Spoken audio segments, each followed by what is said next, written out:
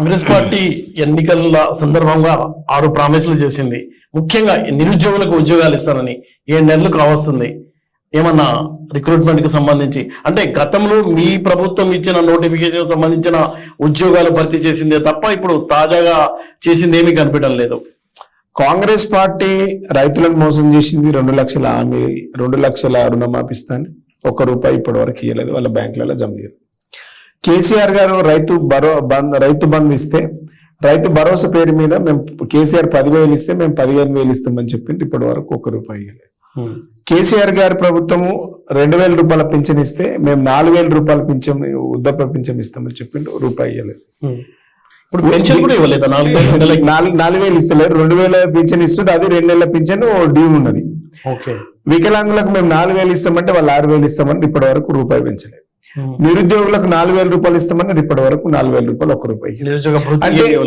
నిరుద్యోగ వృత్తి అంటే కాంగ్రెస్ పార్టీ 420 అబద్ధాలు చెప్పి అధికారంలోకి వచ్చింది. ఇప్పుడు 2 లక్షల ఉద్యోగాలు కూడా అన్నట్టుంది. అదే ఏడాదికి 2 లక్షల ఉద్యోగాలు ఏడాది లోపల ఇస్తామని చెప్పిండ్రు. ఇప్పుడు 7 నెలలు అయిపోయింది. గమ్మత్ ఏంటంటే కాంగ్రెస్ పార్టీ మేనిఫెస్టోలో కాంగ్రెస్ పార్టీ అభయాస్తం మేనిఫెస్టో దాని పేరు. జాబ్ క్యాలెండర్ కింద ఆ మేనిఫెస్టో బుక్ 41-42 వాళ్ళు ఏం రాస్తారంటే సంవత్సరం లోపు 2 లక్షల ఉద్యోగాలను భర్తీ చేస్తాం పబ్లిక్ కమిషన్ ద్వారా అని చెప్తారు. ఇది 7వ నెల. అవును, అంటే సగం సంవత్సరం అయిపోయింది. ఈ 7వ నెల అంతకుముందు 1 నెల అంటే 8 నెలలు దాటింది. 8 నెలల్లో 8 నెలలు దాటింది.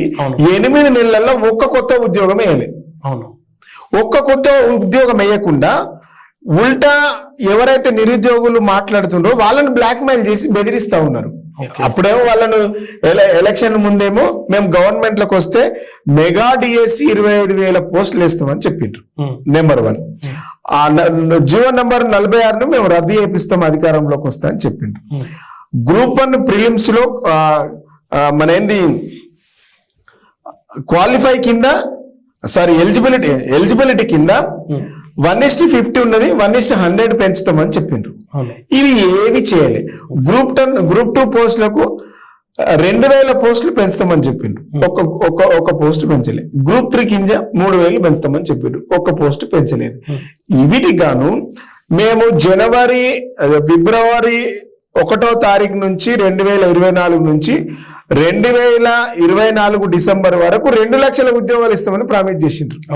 అంటే ఫిబ్రవరి 1వ తారీఖు నుంచి 2024 నుంచి 30 తారీఖు డిసెంబర్ 24 సంవత్సరం వరకు 2 లక్షల ఉద్యోగాలు ఇస్తామని వాళ్ళు క్యాలెండర్ రిలీజ్ చేసిండ్రు.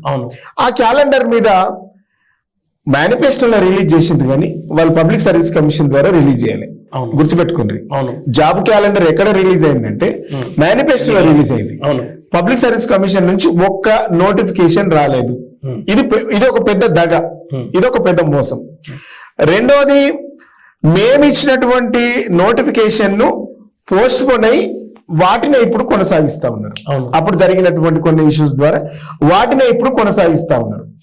కొనసాగిస్తూ నిరుద్యోగులు ఏమంటున్నారంటే 1:50 ఇస్తా అనేది గత ప్రభుత్వము అంటే మీరు 100 ఇస్తా అన్నారు కదా, దాన్ని 1:100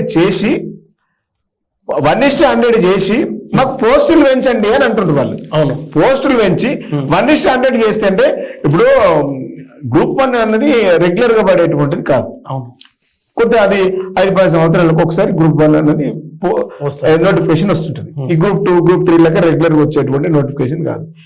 గ్రామీణ ప్రాంతాల్లో చాలా మంది చాలా సంవత్సరాలుగా ప్రిపేర్ అవుతూ ఉంటారు కోచింగ్లకు పోయి.